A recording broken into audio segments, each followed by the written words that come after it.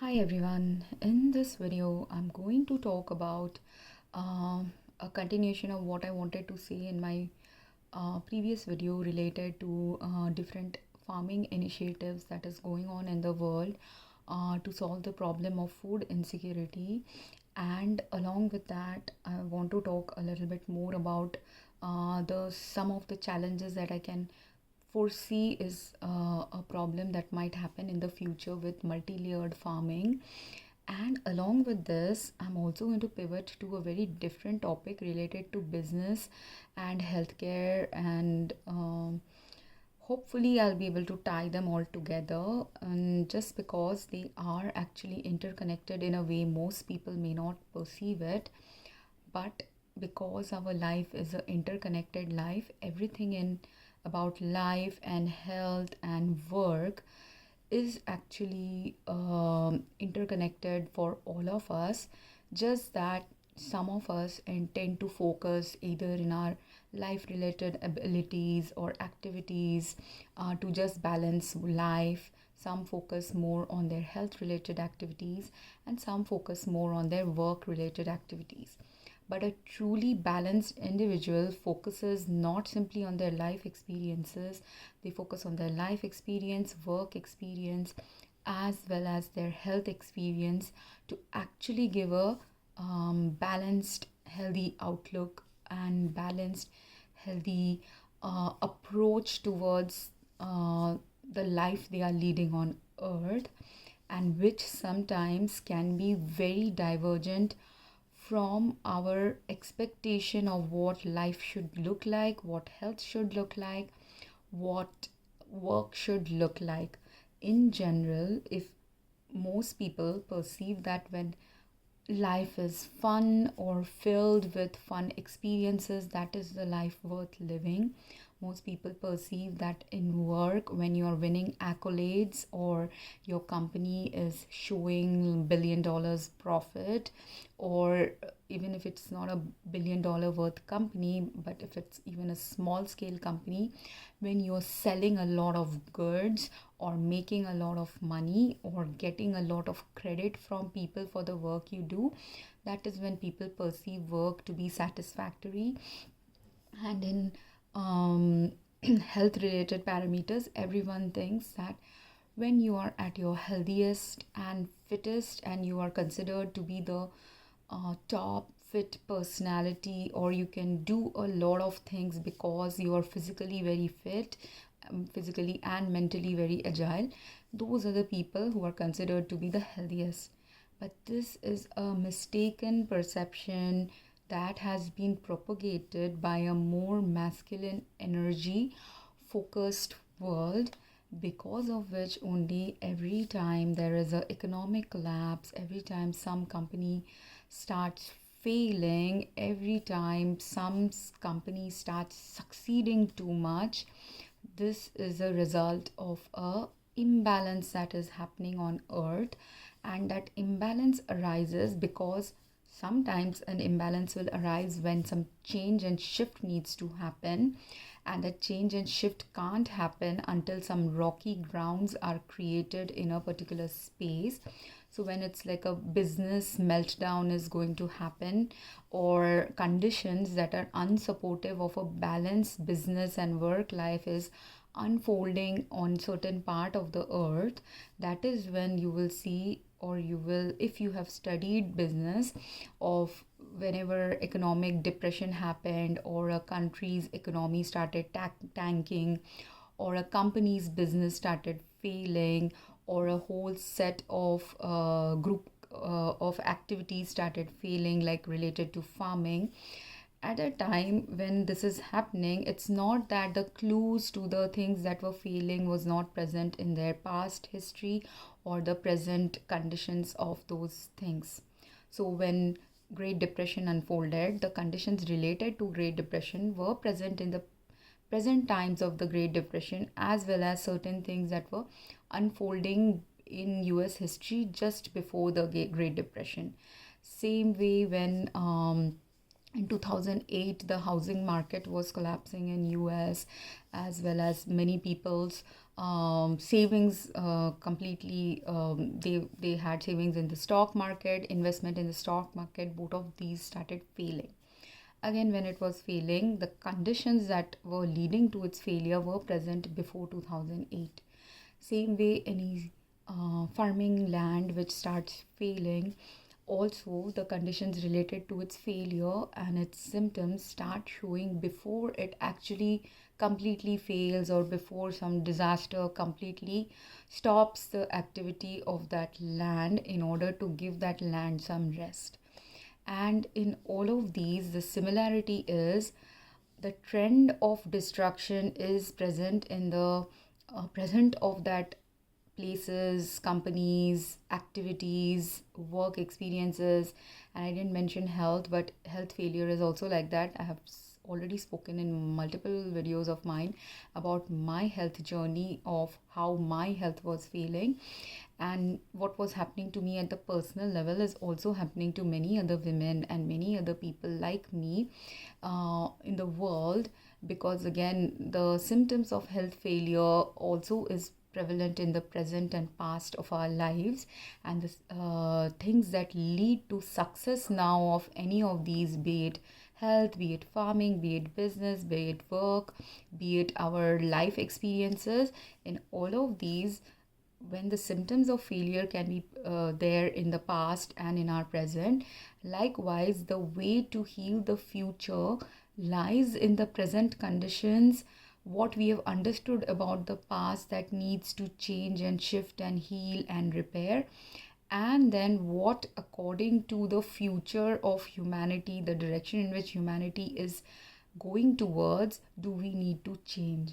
And the people, companies, places, um, activities like farming or business, when something is failing, those places or people or person's health or a lifestyle choice that is failing or broken or showing symptoms of breakdown, that is happening there because that is the place where enough people are frustrated enough, ready enough to initiate a change, and some people are completely unwilling enough to initiate a change. So those who are unwilling enough to initiate a change, they will now end up with complete failure, complete breakdown, and they need that shock of the failure and breakdown so that they can first realize that, oh my god, that calamity itself of some failure, be it a failure in an exam, be it a failure if a multi-billion dollar company, be it a failure of your health that you thought was going great, be it a failure of your life, like you were thinking maybe your marriage was going great but your marriage completely broke down suddenly. All of these, or you thought you had a great relationship with your parents but you don't have that. All of these, or you thought you had great relationship with your friends but you suddenly realizing that what you perceived as a great relationship wasn't truly a great relationship. And all of these sudden crashes, when something like that happens to someone, it is happening because you're ready for that breakdown. And after that breakdown, either you are ready or someone related to you or many people connected to you are ready for a particular breakdown. Because when, let's say, my health breakdowns, people don't realize this in my family or social group or work group, but every single breakdown I have experienced in my life, which I've spoken about in all my other videos as well, partly, all of my breakdowns are actually because I'm also an integral part of the place at which I worked, integral part of the different fields of work that I have studied in, integral part of the family life I had in US and in India. In US, I had more of a family life with my friends and social circle, less of a family life with real family. And in India, I had more of a family life with my family circle, less of a family like connection with my social circle. But in all of these circles that I exist in and I'm a part of, every failure that I am experiencing also indicates the failure someone related to me will experience in the future. Now if I fail completely, like let's say I fail and never recover into doing the healthcare work I used to do in the past. Now if I never recover, there is a reason for that will transpire. But if I do recover, there will always be another reason for that recovery as well. Same way, let's say, because I've mentioned my cancer history, pre-cancer related conditions, and other health problems that were going on. Now, despite so many multiple health problems going on and also some personal life problems going on, I still survived through that health challenge because there was a purpose again for my surviving through that experience. But likewise, like me, there are possibly other men and women who also had cancer, who also had some allergic response to something in their home environment, in their daily life environment, who also had possibly socioeconomic problems and challenges where their family was not able to perceive when they needed extra care or extra attention. So, whatever was going on and unfolding in their life, because they were themselves not aware of what direction they have to take to change their health, the people they trusted to take care of their health also didn't know how to take the right measures to take their health from a worsening condition to a repaired condition. And uh, despite them going also sometimes to places that they trust, like a good reputed hospital, or taking trusting their family to take care of their daily healthcare needs, whatever they did, sometimes when the perfect storm happens and everything that you trusted, you know about, that the people you trust know about, when all of these are messed up, that is when actually death eventually occurs in a person whose health is completely failing in multiple aspects.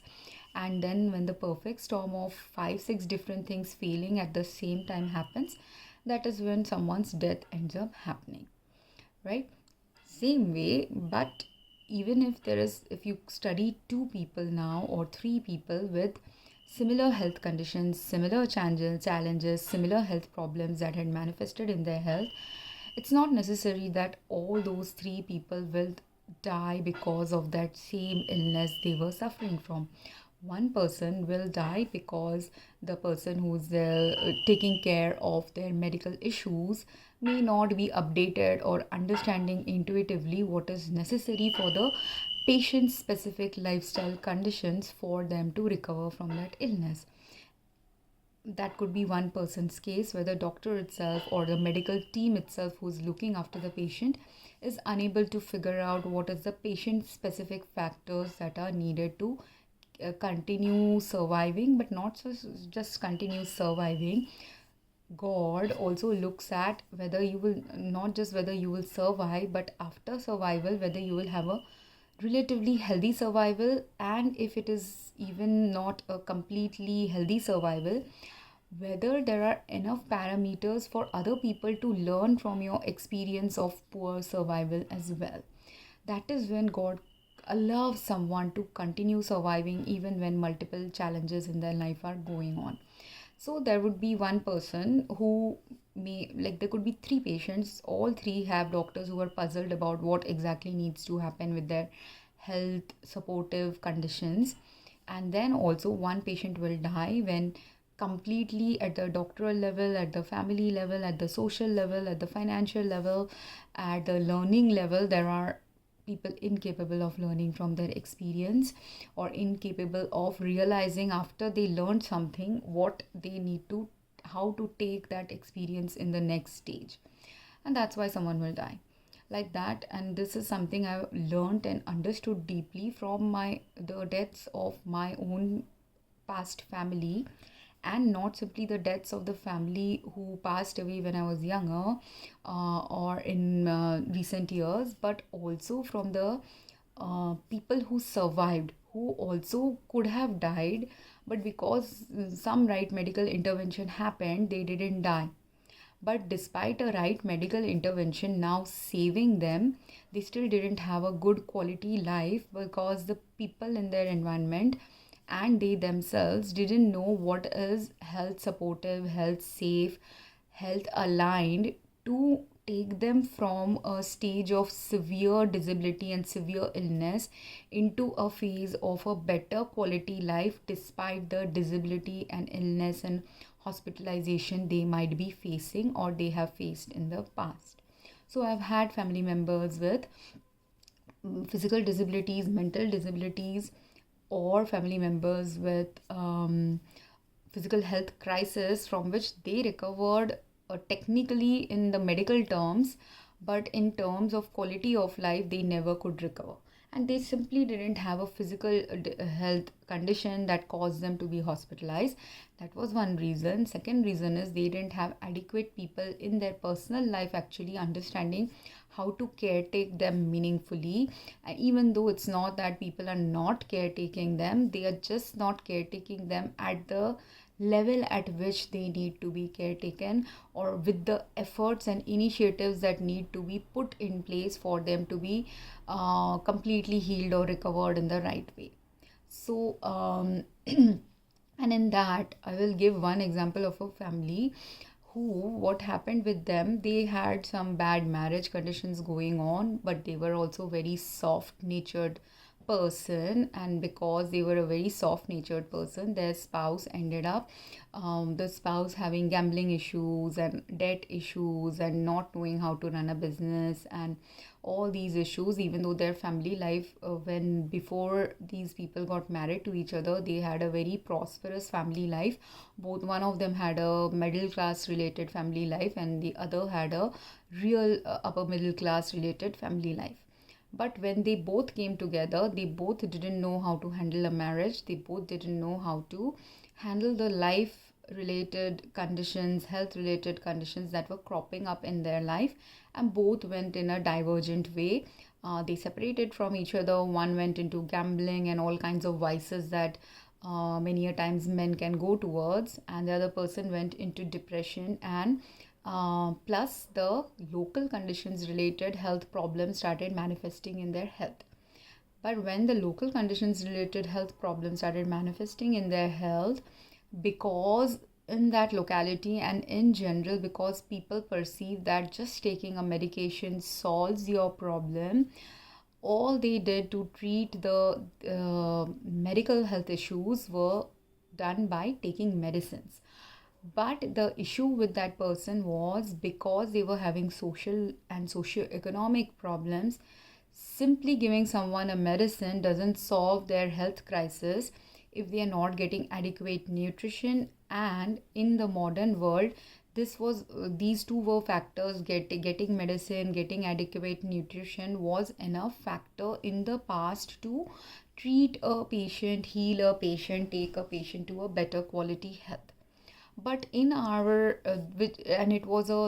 it is still a factor that can help many people when you are having a above average quality of health supportive factors in your life, where you are understanding that when I'm not having access to good nutrition, where should I try to get that nutrition from? So for example, in the previous video when I spoke about the couple who was doing hydroponics farming, though I have hypothetically discussed certain things that they were likely going through based on my own judgment of what a cancer patient can go through, what a patient with air pollution problems can go through, because I have also myself personally experienced that, and theoretically I know what happens to a person when as a healthcare practitioner, I understand it at a theoretical and clinical level also, the challenges what a person might be going through or a family might be going through. And then from my personal family experiences also, I have derived those conclusions that I presented in my previous video. And it is most likely to be, at least whatever I have discussed there, at least 60-70% of what I discussed there would have been likely to unfold in their life trajectory and in their decision making process, some done consciously, some done subconsciously. So, in her case, that lady who was having inflammation, likely from cancer, whose family life was showing possibly the diet they were consuming was not working from them when they were just consuming vegetables from the market. That's why they slowly shifted to doing their own gardening to give them the cleaner food. And I mentioned earlier also that clean food was necessary for her to get, and that is why they had success also with hydroponics farming, because hydroponics farming is definitely a safer farming alternative than doing a farming. And hydroponics plus organic farming initiative is the most key thing that they did that led them to their success. Because if I am a patient of cancer or any other patient with some severe diseases which are harming some of my organ systems and leading to organ system failure or organ system malfunction, because my body might be toxed out from the chemicals in my local environment from food, water, air, clothes, or whatever else I am consuming, at that time, if I have the option, if I get an option to, I have iron deficiency because of cancer, or iron deficiency because of anemia, or iron deficiency because of circulatory system malfunction, I can get iron deficiency from all these three conditions. And I need iron source. And let's say I have decided I love to eat spinach and coriander and green leafy vegetables, and I am a vegetarian, so I need iron from a vegetarian source. So green leafy vegetables are something we know will give me good source of iron.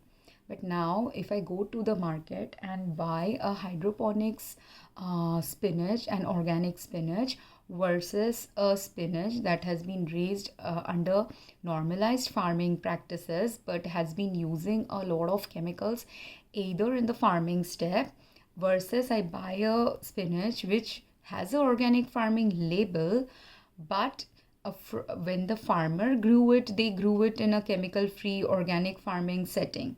But after that spinach was taken from the farmer and some wholesaler or retailer is selling it to me, if in the wholesaler and retailers functions, they are using, like sometimes, if you have watched any vegetable vendors in India, which I have watched, and if you've gone to supermarkets to buy vegetables as well, which I have done both in India and US, in supermarkets, in order to keep the vegetables looking fresh, sometimes they will spray and sprinkle some water or like thing on their vegetables, or they are dipping their vegetables in some chemicals that they have found to make the vegetables look really fresh.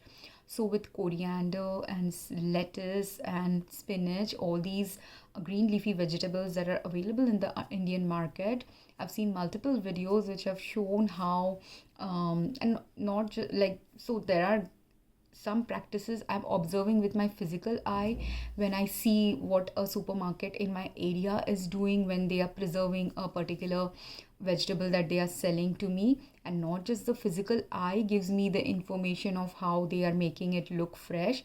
Some are spraying some liquids in their vegetables to make it look shiny and fresh and just farm fresh.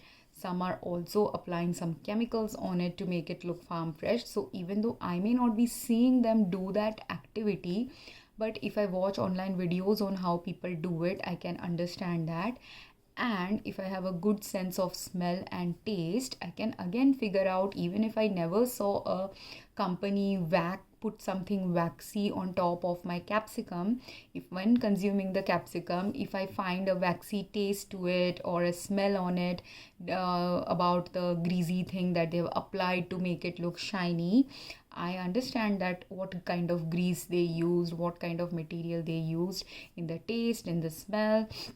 While cooking also I can understand it, because when you're frying something and it was some oily substance they had used, that oily substance now bean oil soluble will get released in the oil while I'm frying or sauteing in a little bit of oil.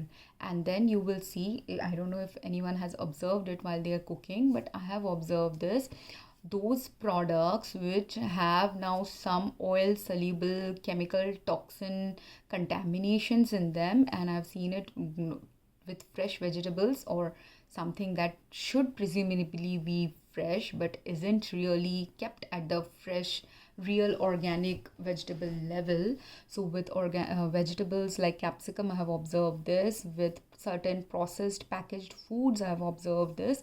When you are frying, let's say you're frying something like a hot pocket like thing, or a samosa, or a hash brown like thing, there are so many multiple frozen products that we get in our market nowadays for convenience purposes. Now when I am frying those products, if the base ingredient that was used to create those products, like the base vegetable, the binding agent, other chemicals, whatever they have used in it, if they were actually done using, during the processing steps, some harmful chemicals were added to it, or during the farming steps of the vegetables that were used to create that product, or vegetable products that were used to create that product, like we'll be using flour, corn flour, mixture of corn flour, rice flour, regular wheat flour. We could have other binding agents for making hash browns. We could have the hash brown potato and spices used coming from a farm. So all of these steps, there are, depending on if it's a processed food, there are like 5-10 different things that could be the source of the problem of the thing that I'm observing while I'm frying them.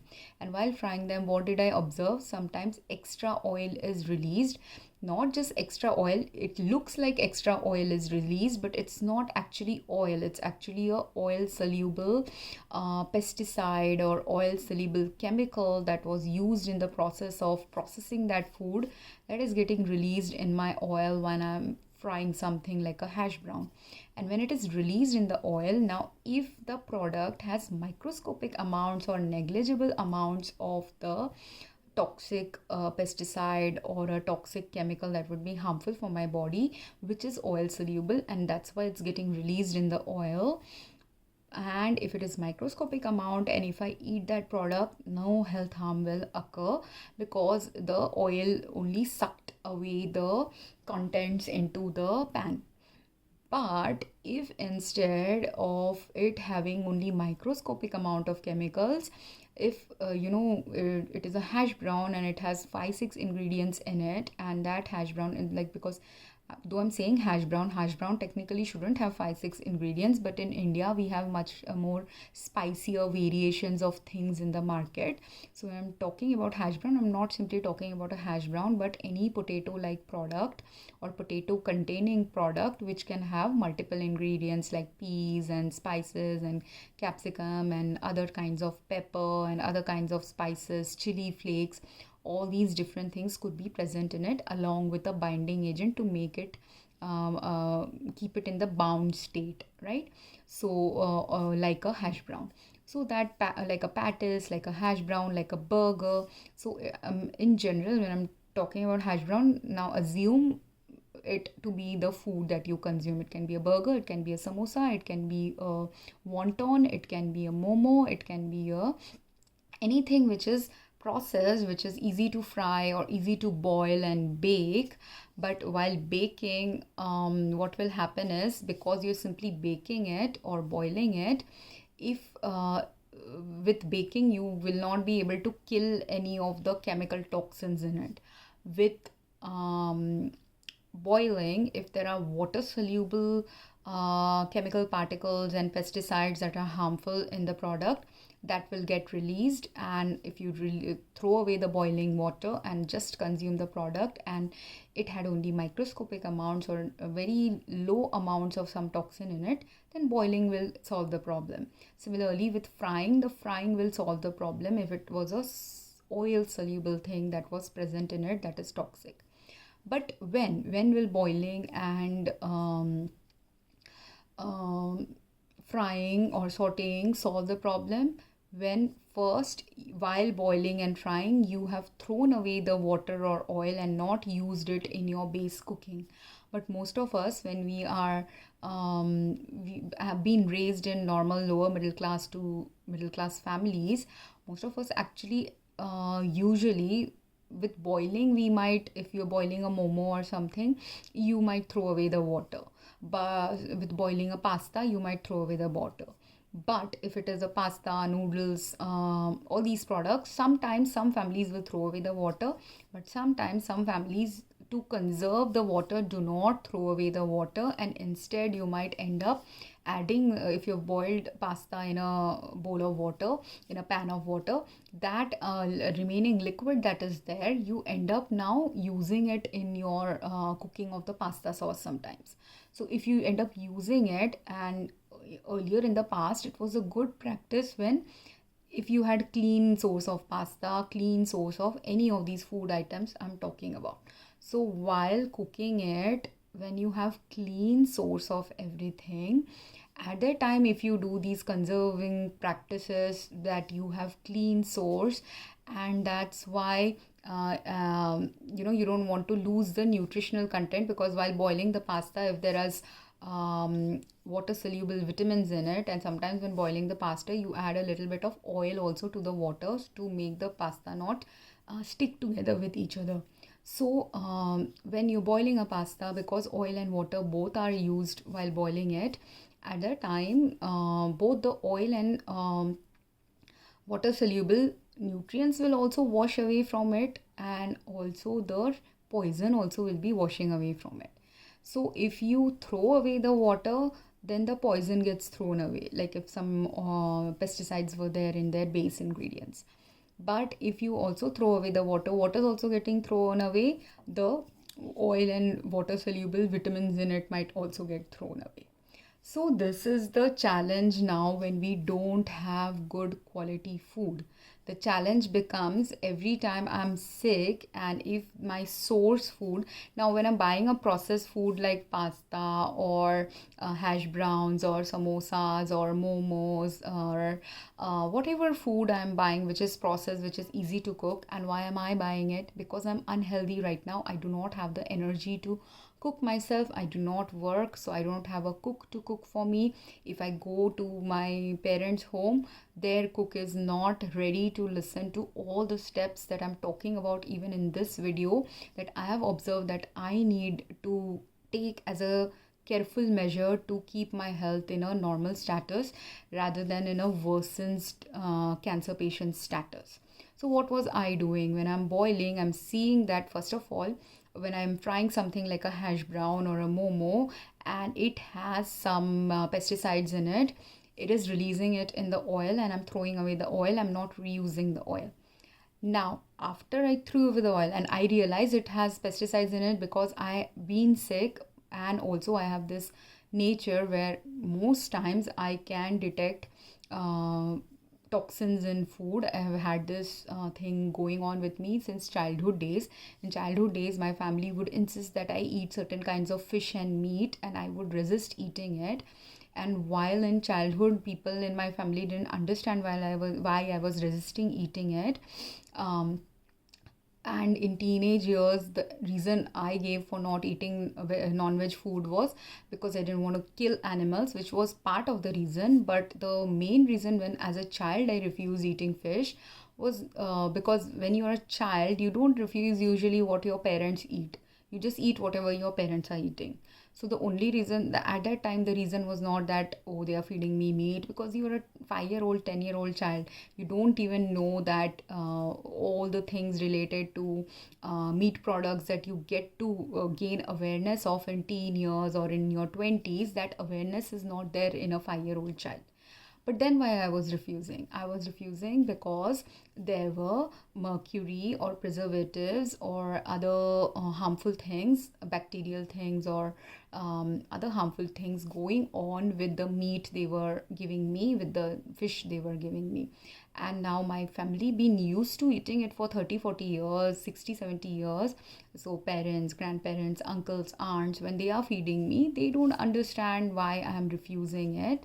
I also didn't know at that time why I was refusing it, but my memory has the memory of the smell of some ingredients in it, which now when I'm more educated about these ingredients, and now when more data has emerged about it, I can correlate, and I realize now that what I was resisting eating as a 5-year-old child was the either the mercury in some fish or the not pesticides, preservatives in some fish, because I'm living in a city. So in a city you will naturally have preservative laced fish. It's very going to be very rare for you to get a fish which will not be preservative laced.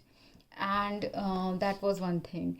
The second thing, even if some of my families did live in villages, again in the village also, let's say they are buying fish, their fish might be better quality, but if the fish is coming from it might have been better quality when it was like 30-year-old back when I ate fish in their homes.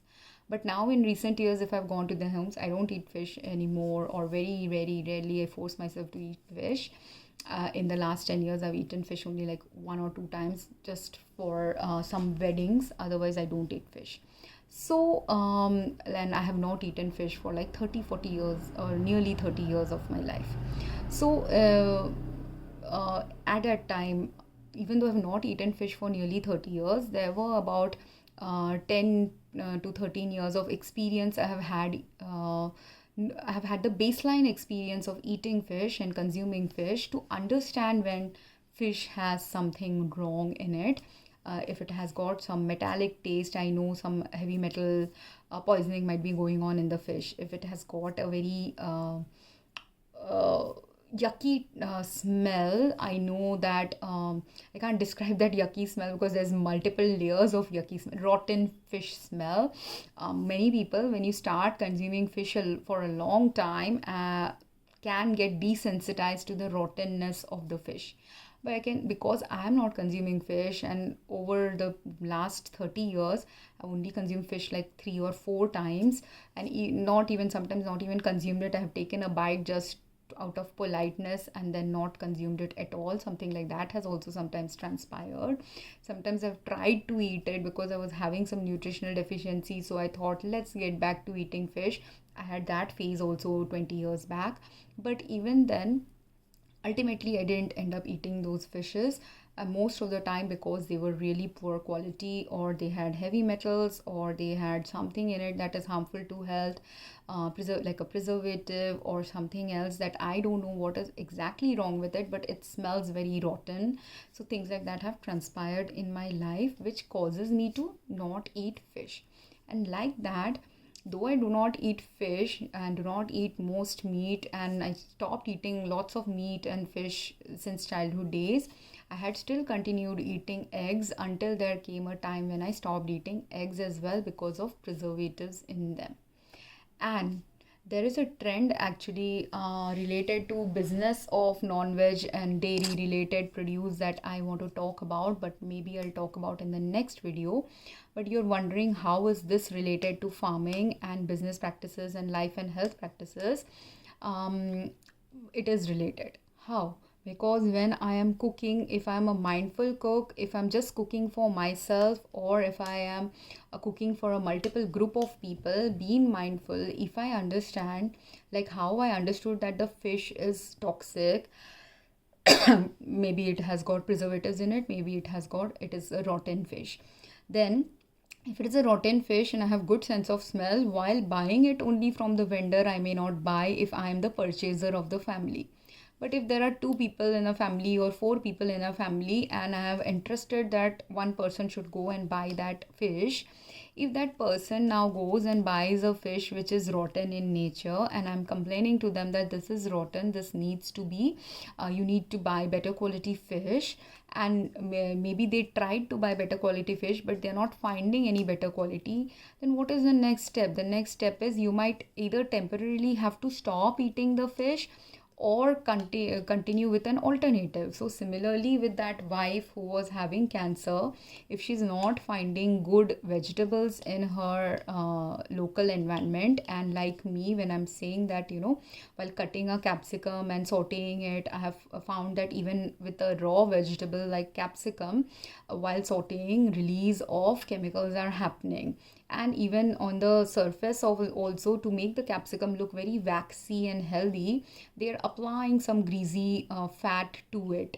And sometimes it's not even edible fat that is being applied, it is unedible fat, or sometimes it is just that the capsicum has been raised in a farm with pesticides. So sometimes pesticide is getting released, sometimes the waxy exterior thing is getting released, what they have added to its exterior to make it look shiny, and sometimes it could be a combination. So whatever is getting released, if I have that day I'm not having a cold, not having any sensory blockages, I can smell it easily when it is getting released. And not only smell it easily, while consuming it now, while eating it also, if my palate is also doing well that day while consuming, if still microscopic amounts, like I sauteed it, threw away the oil, then added it to some noodles or something and consumed it, while I'm consuming it, if the microscopic amounts of that chemical is still sticking to the capsicum, now the capsicum is a poison to me, especially because I was already having some cardiovascular circulatory system problems and cancer related, pre-cancer related problems. But because it is poison to me, my tongue is sensitized into detecting it sooner when the product has some chemicals in it. Now, if it is a large amount of chemical, I detect it immediately and my body wants to reject it, tells me do not eat it. But if it is microscopic amounts, sometimes I have to make this call of, do I consume a microscopic amount of a pesticide laced or some greasy wax laced capsicum, or do I not consume it at all and throw it away? Sometimes I have to eat it because otherwise I will get nutritional deficiency from the lack of vitamins that my body is suffering from. And sometimes and I need, like, even though the Ayurvedic doctor told me 3-4 years back I should not be eating capsicum like foods, but if I continuously don't eat capsicum like foods, all the vitamins and minerals that I will get from a capsicum like food, I will eventually start having deficiency of it. So while during the cancer treatment phase or during the heavy inflammation phase of cancer, when I was at a heavy inflammation and I can sense that I am going through inflammation via very symptomatic things also. So I was able to sense when my body is overheated, when my body is not overheated. When my body is overheated, I couldn't even go out in the sun in the hot afternoon sun of India for the afternoon hours. I had to go out in the morning at 10 o'clock or go out after 4 o'clock, 5 o'clock, because my body was not able to take the mid range of real hot sun that we get in India. But when I do not have that heightened inflammation where my body can't take the hot sun, at that time I know that my body is a little bit better, and because I'm attuned to my body, at that time if I'm also understanding I have a deficiency, you will either consciously understand it or unconsciously understand it. When you are unconsciously understanding, what will happen is you will crave certain foods.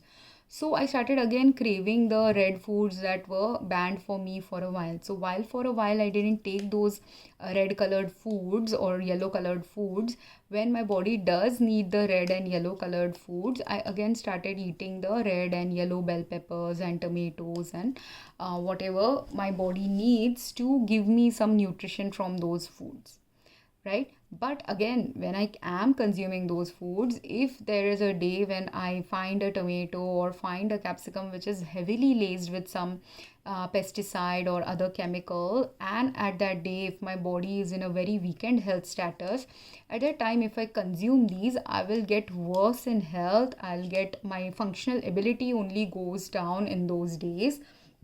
So then the better alternative then is to throw away that food and not consume, which is a really sad thing for my family, because some of my family are from lower middle class, and they have come from food insecurity related challenges. So for them, when I throw away food, they find it very painful and they get distressed when seeing that I'm throwing away food. But what is the better alternative? The better alternative is I have to now either grow good quality food, find a restaurant or a food provider who gives me truly organic food at every level possible, or I have to find a cook who is ready to be mindful that even if you're getting some bad quality food in the market, how to attune yourself to doing it. Because if I am functionally completely disabled, I have to find a cook or someone else to cook it for me. If I am not functionally disabled, I am doing my own cooking, then also I have to take 10 more extra steps to ensure that the food is much more better quality than or if even if it is toxic, how can I minimize the toxin exposure from the food in order not to harm my heart, harm my circulatory system, harm my, even if, like, let's say today I get cancer treatment or any other organ damage related treatment, but after getting the treatment is only the first step, that whatever damage has occurred, let's give some solution to that damage, let's give some medicine for that toxicity in order to stabilize that organ system, stabilize the health. But that is the first step. The next step is nutrition, and right nutrition and balanced nutrition. So when that lady or me or any other person with organ damage, organ failure, multiple health issues is needing recovery now in their home life from the disease treatment, or while they are going through a long few years of treatment related to their condition, at a time, in order to actually heal or recover or stabilize your health or go towards better health, what is required is good food and nutritious food and balanced food according to your health condition. And that is where multiple places you have to look at multiple elements depending on the patient specific factor. Those who have multiple organ damages might need a different kind of cooking and different kind of food versus those who have cancer, versus those who have some other health condition going on, nutritional deficiency going on. So every patient, there will be a patient specific need that needs to be looked at, along with the generally known things that need to be done to ensure good health for them. So what was the generally good thing known for that couple? Every one of us knows that clean air helps us in getting better health, right? So the generally known thing that they knew and they tried to address in their homes is by using cleaner initiatives to keep the air clean inside their homes. And that's why that general thing that they have done now in their homes can again now be translatable by and repeated by other people in their neighborhood if they all are frustrated with the issue of poor air quality in Delhi. Not just in Delhi, but globally, any place who wants to aspire towards having a good air quality can start learning from them, right? That was the general thing. The second general thing also is the food insecurity or problem of actually chemical laced foods. So that is also solved. So now if I have the option of getting a lettuce which is organically labeled but it still has some chemicals in it, versus a, and let's say that is spinach A, and if I have spinach B which is coming from completely organic farming initiative, no chemicals have been added, no water with chemicals have been sprayed and sprinkled on it, that is, let's say spinach B, and then I have spinach C which is hydroponically done spinach and is also completely organic, and the water used, everything related to its uses completely organic. Then in spinach A, B, C, and then there is maybe spinach D which is completely used, farmed and stored and preserved using all kinds of chemical procedures, which is going to be the most harmful to someone who is a sick patient or in real distress and needs some real clean food. For a person who is absolutely in need of some clean food, D is totally out of question. So you will not purchase D, you should not purchase D if you understand it is coming from normal farming practices and you can observe in it, or while cooking it you are able to observe that some chemical are there in it, which has happened. I've bought spinach, I've bought coriander so many times and I had to throw them away because the chemical content in them was such my body cannot take it.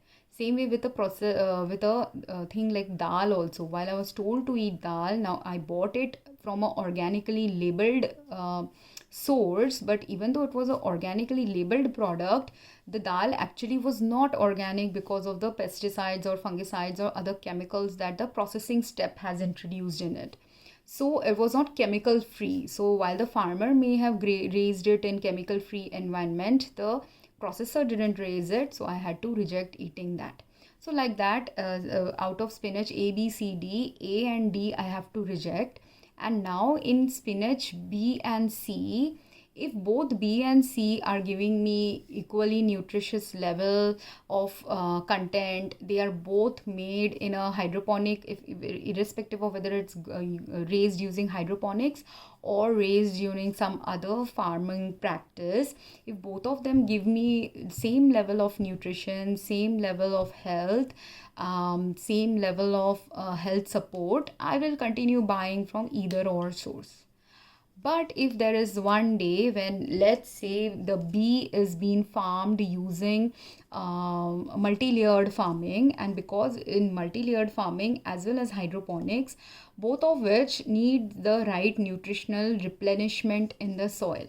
But if the right nutritional replenishment isn't happening in multi-layered farming, the thing that was very evident for me is over mining of the soil can start happening, because in order to do multi-layered farming, what the farmer is doing, they are raising 3, 4, 5 different heights of crops in the same land. So in a small this size land only, there will be 2, 3 trees which are as high as this room, 6 feet tall trees or 10 feet tall trees, and then there will be some trees or vines that are going around the trees. Then there will be some shorter sized plants which might be only 3 or 4 feet high. Then there will be some plants which are only growing at the earth level of 1-2 feet. Then there will be the underground soil related plants like ginger and carrots that they are growing. So whatever they're growing like these 5-6 different kinds of vegetables and fruits in the same garden space. While they are doing it in the same garden space, and it optimizes the space of your garden and gives you access to 5-6 different vegetables and fruits to be grown there at that time now. And the reason why a farmer is doing this multi-layered farming is that they want to minimize their loss. So they want to, if they're growing 5 different plants there, or trees and plants, of which if one of the trees and plants suddenly gets some disease and you have crop failure of that plant, you have still the 4 other plants to not face the loss. So for a farmer, it is definitely a better practice, especially if the farmer has been only doing one kind of farming and has been facing repeatedly loss. But for a farmer that is repeatedly facing loss by just doing one kind of farming, while it may make sense that instead of one, or they used to just have maybe 2 plantations, one plantation is growing one set of trees, another plantation, like they have divided this plot into 2 lands, and one land is producing one kind of vegetable, the other land is producing some crop, and that's how you are doing your business, and then you have a crop failure. So in order to avoid that, you are telling them to do multi-layered farming. But when you are getting crop failure, if you do a deeper diving as to why the crop failure is happening, then also you can reverse your crop failure conditions as well.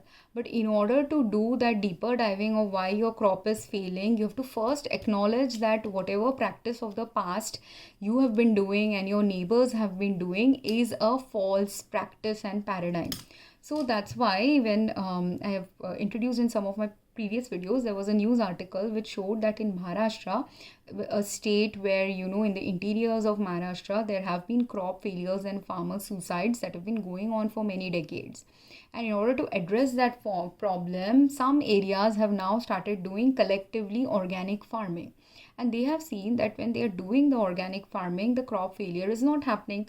So one thing they have learned from the crop failures is that because too much chemicals were used in the farming, that is one conclusion you can derive, and not just from the success of the farmers in Maharashtra, but that is one example, and that is relevant example to the people in Maharashtra. But there are similar lands like Maharashtrian lands in other parts of India, in other countries of the world, in other continents, who are also facing similar kind of challenges. And that's why it is an applicable life lesson, organic farming and chemical free farming being healthy for supporting plant growth for long term. is something people have to realize, because what was happening with pesticide and chemical usages is people were doing short term incentives and seeing a little bit of short term benefit of huge crops or less destruction of crops. You decided that less destruction means that is the healthiest paradigm, or if you have large amounts to sell, that means that is the parameter of success.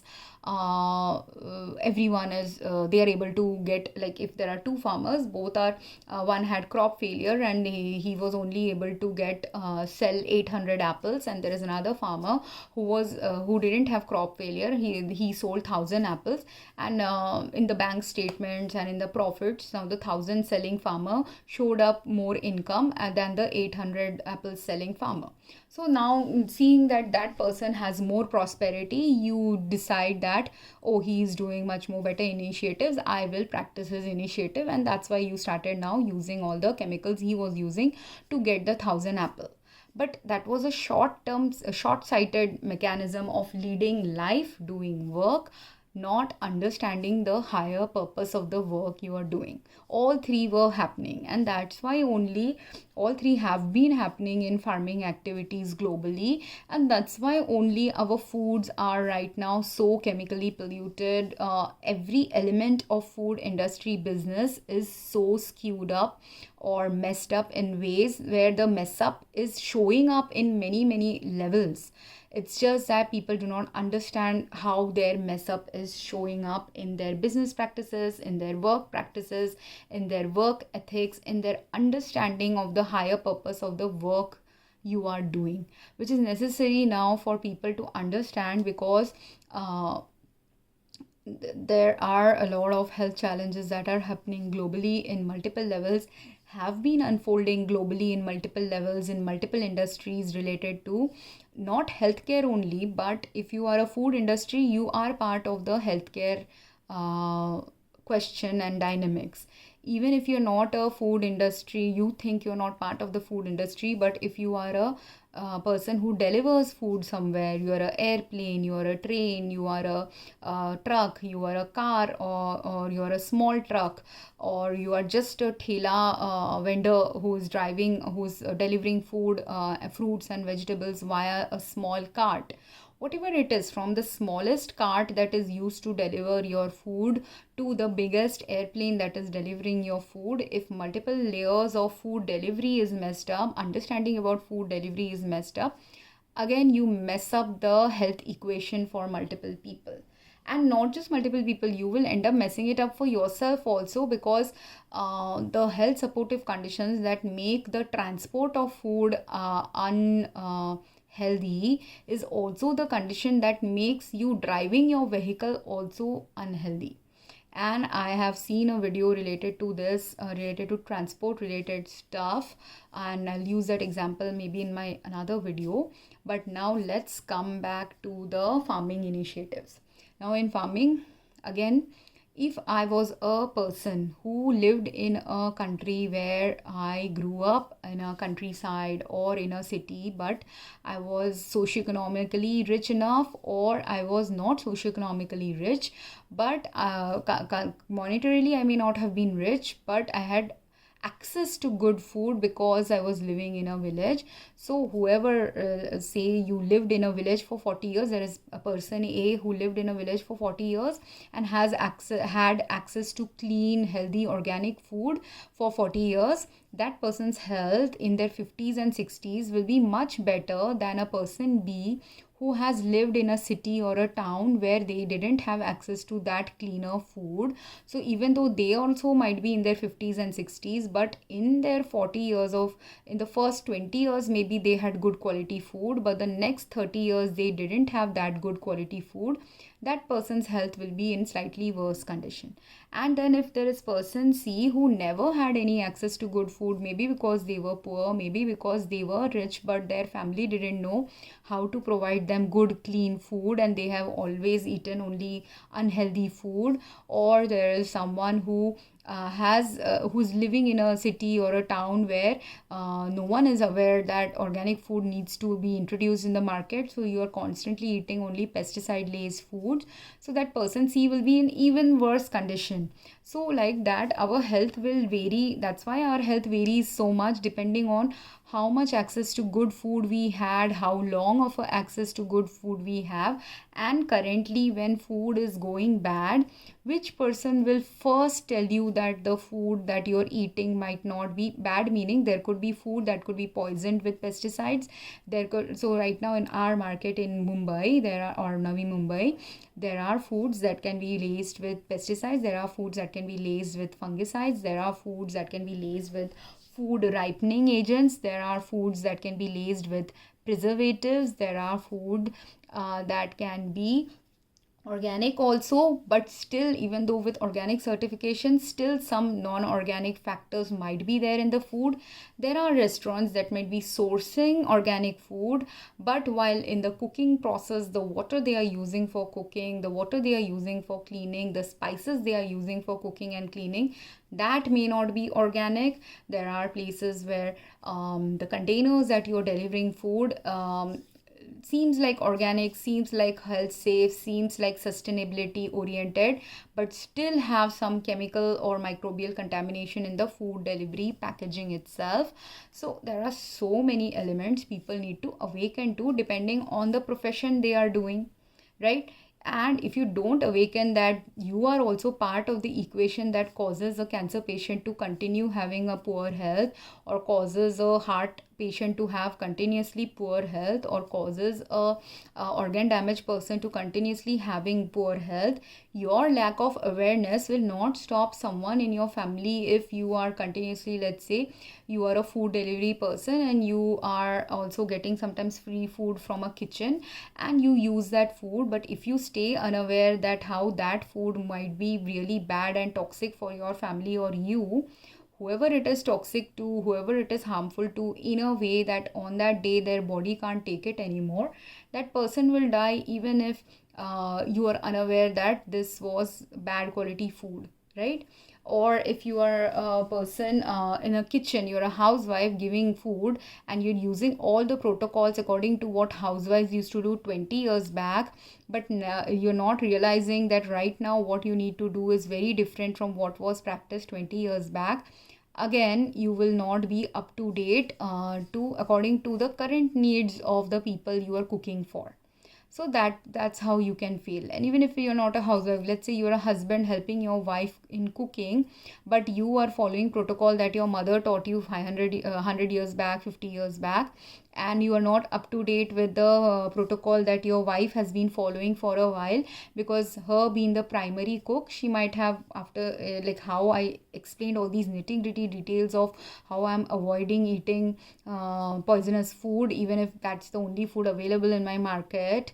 Now I understood it while explaining it to my family. If 3 of my family want to take care of me, but none of them understand that if you give me bad quality, if you buy only bad quality ingredients, that is a problem zone. If you buy something that seems like a good quality, but while cooking you realize it's a bad quality and you still feed me that, that could be a problem zone. Or if it is the plate in which you are delivering the food, if you've cleaned it using water and soaps that are highly toxic for me, again that could be a problem zone. If the clothes I'm using and I'm sleeping in my bed, or the clothes I'm sleeping on, the linen, or other home environment is chemically toxed out with chemicals that are harmful for my health, be it in a hospitality industry used bed I'm sleeping on, in my home I'm sleeping on a bed, in a friend's home I'm sleeping on a bed, or a family's home I'm sleeping, or I'm hospitalized. It doesn't matter where I go. In any of these places, if there is high degree of chemicals that are harmful for a toxed out body, that toxed out person cannot is not the same health status as someone who has had either a lot of years of good access to good food, and that's why their body is healthy enough to not get toxed out sooner, or they were lucky enough to have access to good quality food for multiple years, or even now because their health status is at a better functional status, their body can process out some toxins very easily which the weakened person can't process out. That's why in the previous video when I said that if there is mold in the hydroponics, if you did the hydroponic farming without sunlight and there is mold in the developing in your foods, then what will happen is that mold is likely to harm the person with the weakest immunity, or the person with either that can happen, or if the nutritional supplements that are you're using to make the hydroponics nutritious, if there was a nutritional deficiency. Now with hydroponics you have created conditions to do hydroponics farming by giving the basic essential nutrients. There are 5 6 7 different basic minerals that they are using in that farming. But in our soil, usually our soil doesn't, these are the 5 6 basic ingredients science has realized is the necessary ingredients for good health. But apart from science always stays a little bit behind than actual nature. So in nature, what is actually making a food really nutritious is not simply these 5 6 different things. Even if I know spinach can give me these 5 6 different minerals, or this other mango can give me some other minerals and vitamins, whatever they are meant to give me, they will actually be able to give me only when all the right nutritious conditions for it are present in its environment. Some of it comes from soil, some of it comes from mineralizing your soil, some of it comes from the air and water and the environment in which it is getting raised. So that's how you end up with deficiencies when you are not aligned with nature and not understand the purpose of nature. The purpose of nature is to also keep a little bit of mystery that you are not supposed to solve with science. This is also something people do not understand sometimes with natural things, and as a result only in trying to and humans, when they are trying to do farming which is misaligned with nature, because hydroponics is slightly misaligned, rooftop farming is also slightly misaligned. The batch-wise farming, multi-layered farming is not misaligned when you have naturally allowed some group of plants to coexist with each other. Like in a forest, the multi-layered farming concept came from where? It came from a forest. In a forest, there are, when you go to a forest, you will see there are tall trees, medium-sized plants, smaller climbing plants, there are smaller lichen, there is algae, there is small underground plants. So there is all kinds of different kinds of flora and fauna existing in the forest. But what else is existing? Is it just the plants that are existing there? No, in a forest you have flora and fauna. And what is fauna? Fauna is the animals. It's not simply the animals though, and visibly when we go to the national forest or national park, we are only observing usually the birds and the animals and the trees, but we fail to observe also the smaller bees that should be there, the butterflies that should be there, and we have not recognize these smaller creatures, some of which are also, we are not recognize the importance of the other smaller creatures like microbes, because we don't visibly see how they are helping us.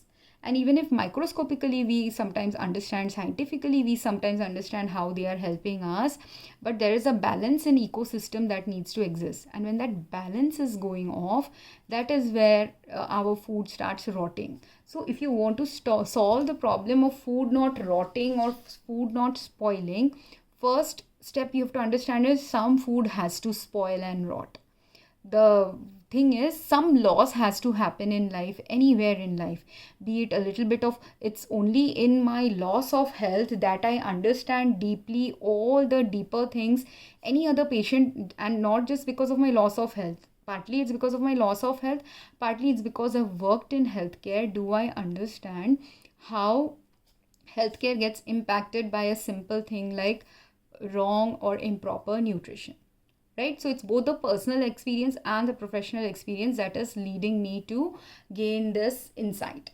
But in loss of health, in loss of health due to poor quality food, in loss of health due to less access to finance, am I also understanding the problem of who have poor health, who have less access to finance, who have less access to the things that the privileged class has access to? And healthcare delivery most of the time is being done in a way that is attuned to the person who is most able to give you the money, most able to provide you resources. Most of the time healthcare delivery is being done like that, or it has been done attuned to what you can give to the poor who has nothing. So these are the two patient population groups that are mostly getting catered healthcare delivery. But that middle group, who may not always be sick, who may sometimes be very healthy, who may sometimes not have money, who may sometimes have money, that middle group is now getting ignored in healthcare delivery, which is the middle group I fall in, and that's why only I'm getting some of these experiences related to health delivery. Similarly, in your business practice also, if you only focus, like and most of the time in businesses, what is happening, if it is a business related solution, food insecurity related solution, farming related solution, again, either a farmer is deciding how to keep the food cheap for the poor population, or how to maximize the profit from the rich population. But what about the middle population? And not just what about the middle population, in focusing only on this limited perspectives, you forget the higher purpose of the work you are doing, and you forget to understand how that if you are a farmer, whether quality food is being given to you, to anyone or not. Because the main focus actually should be on quality, not quantity, on understanding that when poor quality is happening and disease and destruction is happening, why that disease and destruction should be allowed, in order for you to learn the right steps to realign back from that disease and destruction. So if there is, let's say, some crops that are dying, it is possible that they are dying because the right bacteria, mold, fungus to eat away the bad content in the soil, or bad content in the plant itself, is not allowed to thrive in that ecosystem. So if you're not allowing the right bacteria, right plants to occur there, that right bacteria and plants will not be able to keep in check the fungus, or keep in check that which will cause things to go in a worse direction. So in order to prevent something to go in a worse direction, sometimes some destruction happens, which people don't understand the purpose of. And when we keep ignoring the purpose of small scale destruction, that is when large scale destruction ends up happening to a area. And those small destruction and learning from it is can happen to whom? The person who allows the loss to occur in their life, loss to occur in their health, loss to occur in a business practice, loss to occur in the whatever work you are doing, some acceptable amount of loss. And that loss, if you actually change your mindset about the loss itself, don't consider it as a loss, then it is actually not a true loss at all. Like if I live in a farm where some rodents are coming and eating away some of my grains, you have to understand that the rodent eating that grain could also be a blessing. That maybe if I have stored grains of 10 bags of rice, and out of the 10 bags the rodent ate one bag of rice, partly it is also us giving back to nature. So you keep that one bag of rice that the rodent has eaten separate. You might also see that maybe the rodent is eating it and left it uneaten because there might be some batch problem with your batch, like there could be high level of pesticide in it, there could be some microbes or fungus in it that you shouldn't sell. So if you are now a mindful worker, understand deeply what exactly is going on. Now I'm giving this speculative answer because these are the possible things that can happen. I can actually tell you also sometimes what is actually happening there. If I get access to some land where if someone tells my batch is spoiled, I can tell you actually where it is spoiled. That much sometimes, given when I'm in better status of health, observing your land, observing what is going on in your land, I can tell you whether it's the pesticide that is causing something to get spoiled, whether it's fungicide, whether it's a combination, whether it's some bad practices that you're doing in that land, whether it's some past aligned practices that is now misaligned with current status of healthy living on earth. All these things I can tell sometimes, not always, because I'm not an expert in farming, not an expert in while I can tell you where the problem is, how to fix the problem has to come from the people who actually do that work. So my job is to tell where the problem is, where I can see the problem is occurring, how to fix it. If it is not a field that I don't work in, like in farming, I can't tell you how to fix a farming problem. But I have done retail business. So in retail business, I can tell you how to fix a retail business problem.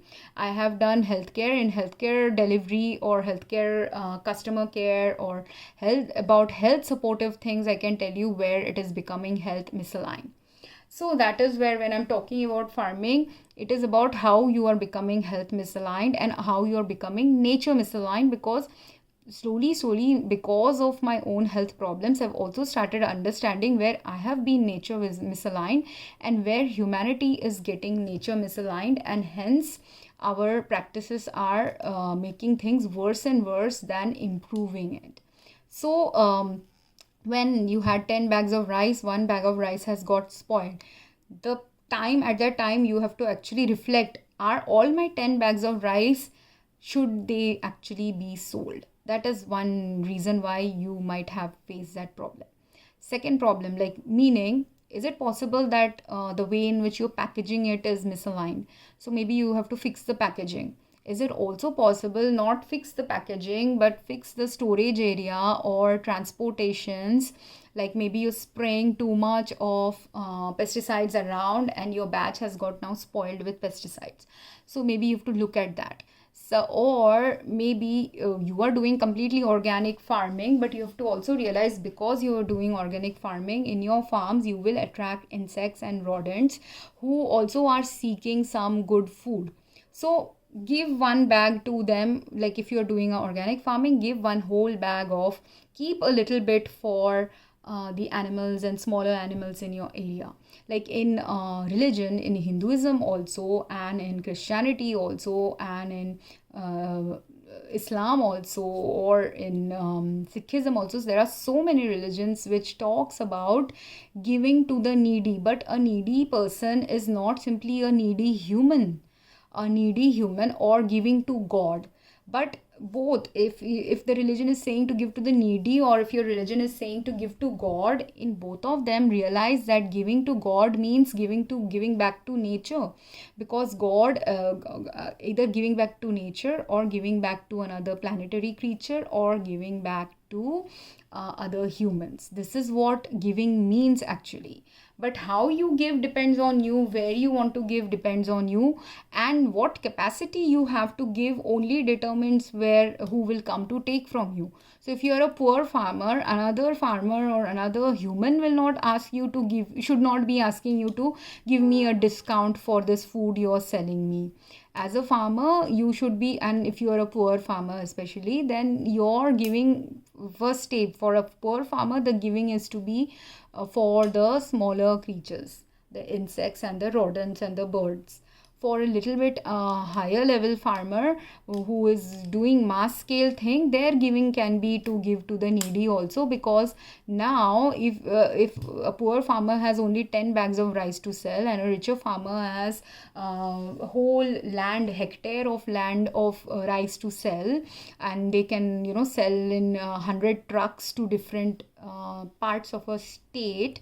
At that time, if you have 100 trucks of food to sell, at least one truck you should keep for the needy in your area, people facing food insecurity, right? So do you understand like how? But if you do not understand at a small scale farmer level where you have to give, why you have to give, and what clean practices you have to take to ensure that what you're giving is also not unhealthy, then you're not mindfully doing your work. And that is where lack of mindfulness causes any profession to fail, be it farming, be it any other profession. So in multi-layered farming, if you're doing the farming and just taking from the land but not replenishing the land with the right nutrients, that is when some of your weaker plants might end up dying, some of your weaker plants might end up diseased, because you're not balancing the ecosystem the right way. So your learning is not that, if at the first year or first 5 years of farming, if your focus was only to not gain any loss from that initiative, God will allow you that space in the first few years of farming to do that. But the true merit of true balanced farming happens when you realize from your farming initiative, when plants are dying, when plants are diseased, what is the purpose of it? How do you allow that disease to occur so that the crops that should be destroyed are allowed to be destroyed? Like, bad crops shouldn't be sold to anyone, bad crops shouldn't be eaten by anyone.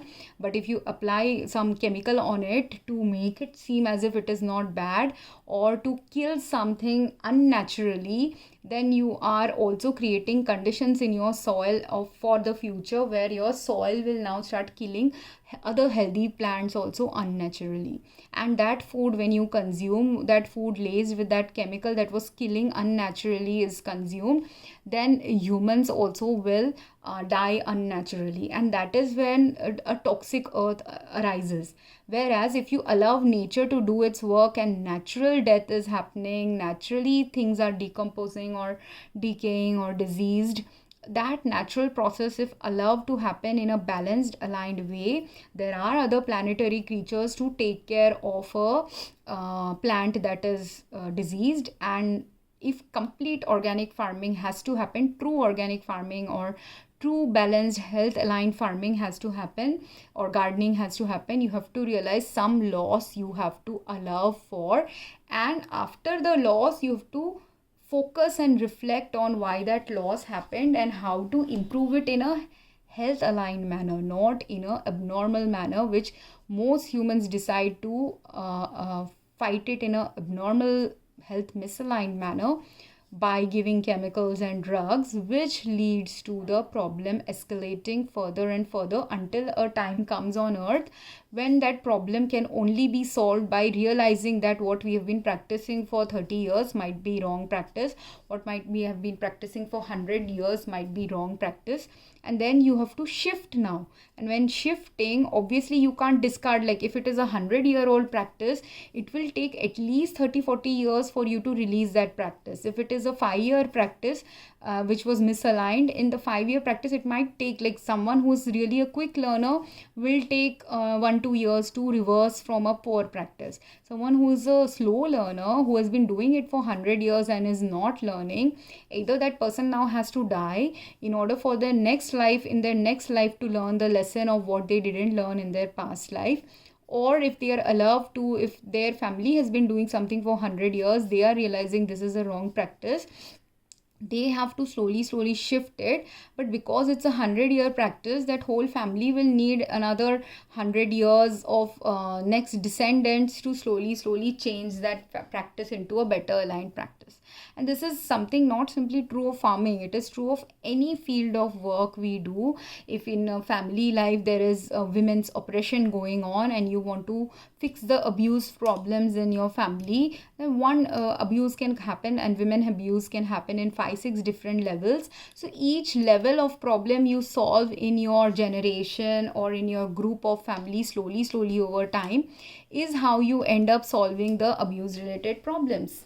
So, but if you become complacent that my father was not hitting, my father used to hit my mother after drinking, so I have solved the problem by not hitting my wife and I do not drink. Yes, you have solved the one very obvious problem that was leading to the abuse of your mother. But what if there are some deeper lessons you have to learn? That deeper lesson you will learn only if you also understand why was your father hitting your mother, what is it that frustrates your father that was causing him to be like this, what is the communication gap that was happening between them that was leading to this abuse. All of these also you need to learn. And even if you didn't learn, at least your grandchildren, the grandchildren of that parents who were fighting have to learn from the grandparents. So slowly the next generation then will have to learn if you didn't learn your lesson. If you learned your lesson, then you can teach it to your next generation. But if you didn't learn all the lessons, like if there are 3 lessons you have to learn and you only managed to see the first lesson but the other 2 lessons didn't happen, then you didn't live to the full potential of what your life purpose was with regards to having a family life of a particular kind. So same thing is true of every life experience. When you have loss, why you have loss, there are multiple reasons for loss of a plant. So those multiple reasons have to be slowly, step by step figured out in order to truly become a health safe farmer, health safe gardener. Multiple reasons are there related to my health. I had to figure out. That's why I have taken this five, and my health was complicated at multiple levels. So that's why, and they were all intertwined levels. So that's why I had to pierce them together separately. First, as this is the financial problem, this is the social problem, this is the socioeconomic problem, this is the familial problem, this is the local problem, this is my personal specific problem. I had to separate it out. But the day when all these problems impact my health the worst, how much ever I compartmentalize it as 5 different issues, actually that day when all 5 issues are there, I'm going to have the worst health at that time. So at that time, can I compartmentalize it? Or if someone who's treating me, if they compartmentalize it and do not understand how to fix a patient who has 5-layer problems or 6-layer problems or 3-layer problems or 2-layer problems, you are only giving them partial treatment. You're not providing them the solution for the entire thing that they need to resolve. Like for example, if there's a domestic abuse wife, she goes to the doctor and the doctor knows that she's been abused. Doctor gives, and let's say she came with a broken bone. Doctor knows she's abused. She has also said that she's getting abused. The doctor fixes the person's bones. But if the doctor never reports that patient or does any additional steps, or if she also doesn't take the additional steps like getting the certificate like from the doctor about the abuse, or asking the doctor for help, what should I do if I want to escape this abuse, has the doctor done the entire due diligence required to help a patient who has abuse as a problem? Should you be, what will be maddening for that doctor, or a very psychotic doctor's experience will be, or a sociopathic doctor's experience would be, to think that I'm not going to do anything beyond just fixing her arm. If she wants to solve her problem by herself, let her solve her problem by herself. I can't do anything about it. It is a sociopathic or autistic way of living and not aligned with nature. Nature needs you to go above and beyond, and only in a way above and beyond what you are capable of doing, not above and beyond what you're not capable of doing. But a very famous doctor or a very socially connected doctor or a professionally connected doctor who knows some other professions from health and legal field, if they don't take the active steps to do that one extra thing that they need to do to help this patient, you don't know how directly they can help, but you at least mention that I have these patients who have, and forget doctor patient rights, all those doctor patient confidentiality rights is when the patient has ideal health conditions and ideal supportive partners and family in their life. Doctor patient confidentiality should not overtake humanity's needs, right? Similarly, if you are police who is now seen that this patient has complained a couple of times about domestic abuse, but still you're not able to do something because you have these stupid laws and regulations that say that a doctor has to give me certificate, then only I can do something about the abuse. But that is again, you are not seeing where next you have to go. That is the evolution of both a doctor. If a doctor also knows something is happening, if a police also knows something is happening, but there is no mechanism created for a doctor and police to communicate with each other to resolve that issue, then you have created now a gap in society, a gap that can't be filled until doctors and police start working on this domestic abuse issue. And is it just doctors and police? If it is someone with heavy abuse going on, it might be doctor, police, and a social worker who may have to get involved. It could be doctor, police, social worker, government interventions that might get to be involved. So do you see how you build up a society slowly in a way where interconnectedness builds according to the necessity of the situation? And when you are a first year doctor, 5th year doctor, 10th year doctor, no one is expecting you to solve a domestic abuse issue and a greater level than what you are capable of doing. So as a first time practitioner, if I see a domestic abuse patient as a healthcare, like in healthcare also as a pharmacist, I can also perceive if someone is a domestic abuse related patient sometimes. Depends.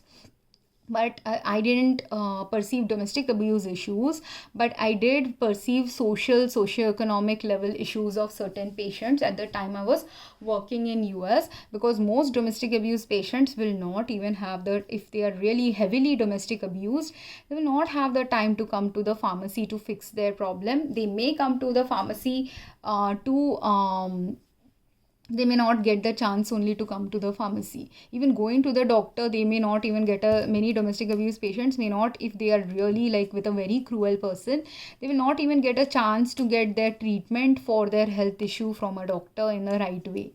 That can also happen. So but does that, is that also not a patient that a doctor needs to solve their problems, right? So that patient is not even coming to you, but someone who is the real top class doctor is a person who is able to go to a patient rather than the patient coming to them, if a patient is not able to come to you, right? But do you want to be that level doctor? Then only you can be that level doctor if you are satisfied with whoever is coming to you, and just and also not just satisfied of that, whichever patient you are able to detect is sick, that is the only patient you will treat. If you, some anomaly is happening in a patient and you are puzzled, why is this patient not coming for my treatment, have you done the due diligence to improve now why a patient who came to you didn't now follow up with you? If you don't do it, if you don't care, like I have hundreds and thousands of patients, I don't want to care about it, then you will not become that next level doctor, right? So your evolution also as a doctor, as what responsibilities you will be given by the universe to do something differently or do something that is needed for the next level of evolution of that profession, that opportunity can't come to you if you're not ready to take that opportunity or take the efforts for that opportunity. So now let's say there are two doctors of the same hospital. One doctor is just doing the bare minimum job, or not two, let's say four doctors are there in a hospital. One is doing the bare minimum job of just treating anytime a domestic abuse victim comes, they look at the broken bones, they just write down whatever story the patient is telling about their story, and they heal the patient, and that's it.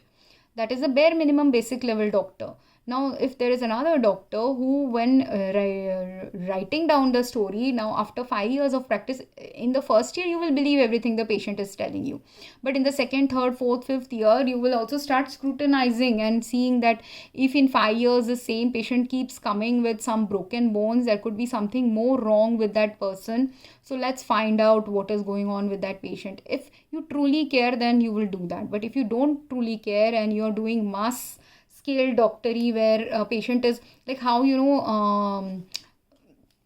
don't know how to explain it, but if your patient has, if your job has become a very mechanical thing for you, you will not truly care to ask those deeper questions, to do a meaningful analysis of what is going on actually with a particular patient's history. And and if you are the kind of doctor who starts observing now the trends in these kind of patients, then only you will see that. And if your life purpose now is slowly aligning with helping some domestic abuse patients, then you will see, if you were now really meaningfully trying to address the domestic abuse issue more than simply fixing a broken bone, but understanding the psychological things also, maybe what is happening to the patient, and maybe you get involved a psychologist in the equation now, then you have increased your collaboration of practice and sphere of practice to take care of those gaps of patients who the ordinary doctor who just treats them their bone breakage will not be treating, right? And this patient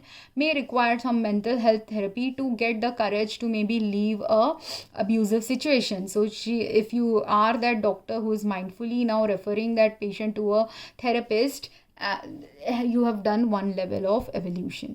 Now if after that also, if you now get stuck that I am collaborating with a therapist and that's all I want to do, again you are just that first doctor was the primary level doctor's practice level, you are the secondary school level of practice of a doctor. Now there could be a high school level practice of a doctor who will now involve not simply after observing this for another few years of their practice, they have realized there are certain patients who can't simply survive through their abuse with a therapist or leave their abusive situation just from intervention of a therapist and a doctor's reports. They also need police intervention, and they also need housing, they also need finances. So the level, I have now involved 5 different professions in this patient who needs help for abuse. So if you are connected to 3 more professions, then you are in the 3rd tier of practice. If you have connected to 4 different professions and are helping patients at that level, then you have connected to the 4th tier of practice.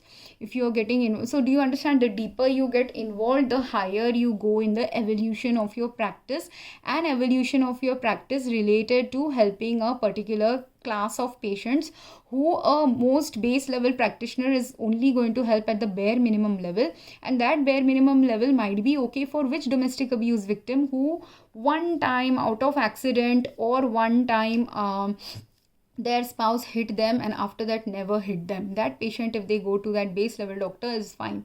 But if there is a patient whose parents or spouse or grandparents or someone continuously hit them, they do not need just that broken bone healing, they need more interventions.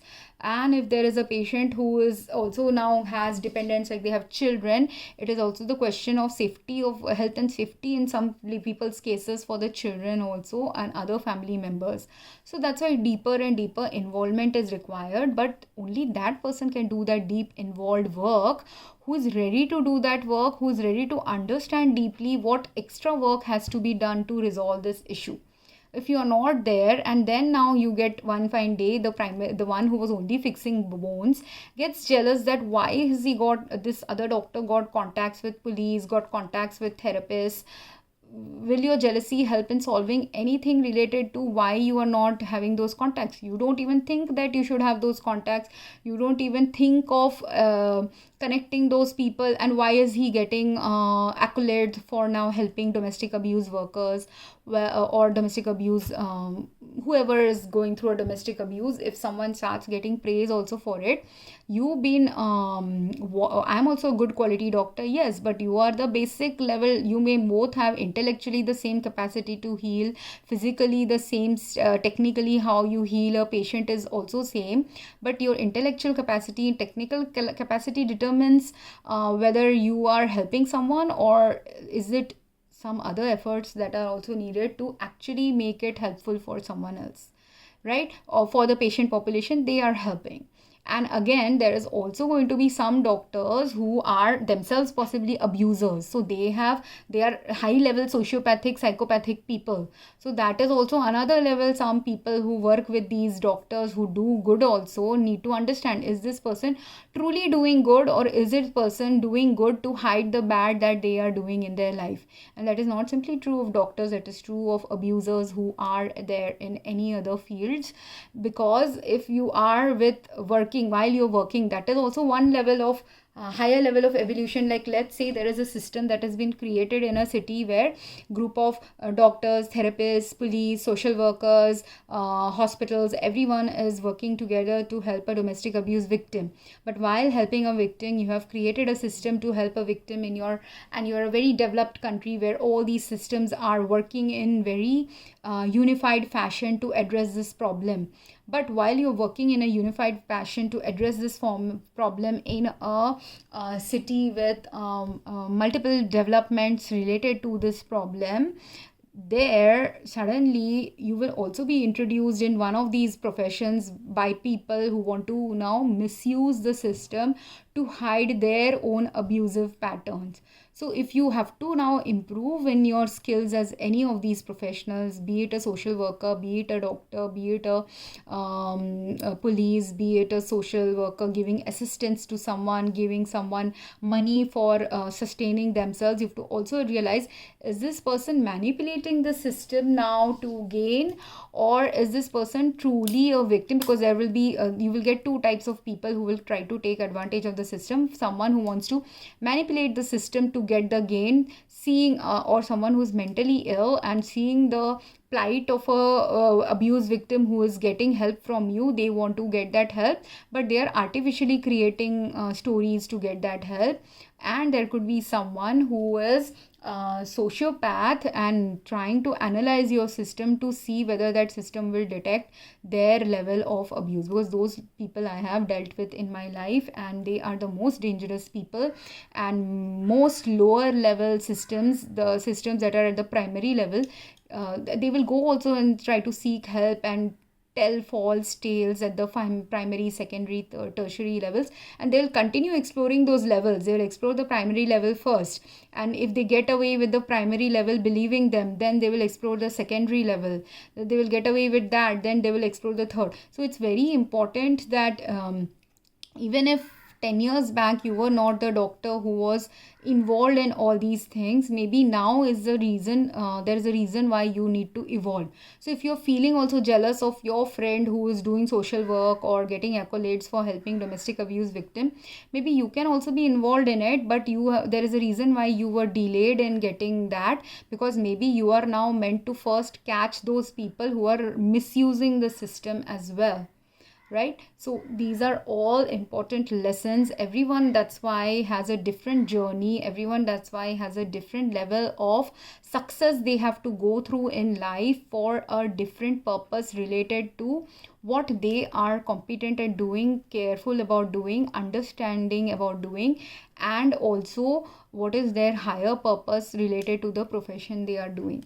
So these things, when you do involve in your healthcare practices, business practices, any other professional practice, that is when the true evolution, true change, true development, true help related to what, and true greater scope of help related to what you're doing really starts happening.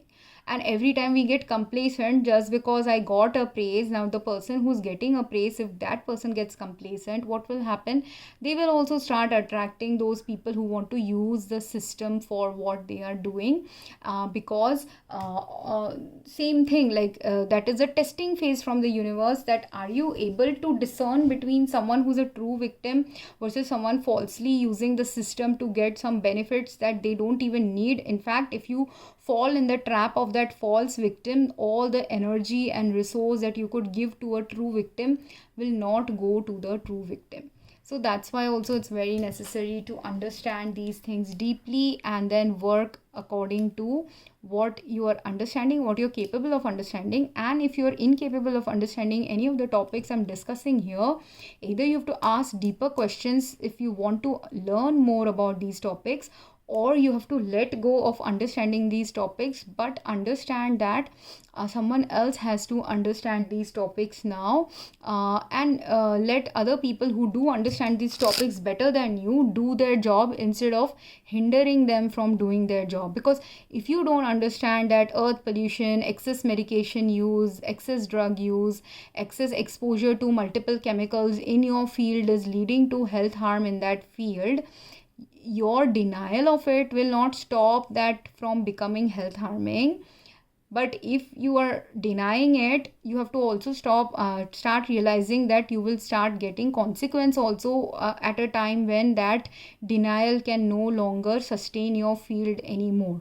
So if a doctor stays in denial that over prescribing is causing antibiotic resistance, I'm sure there were doctors in the past who stayed in denial. But just because you stayed in denial, did antibiotic resistance not develop, or did it develop?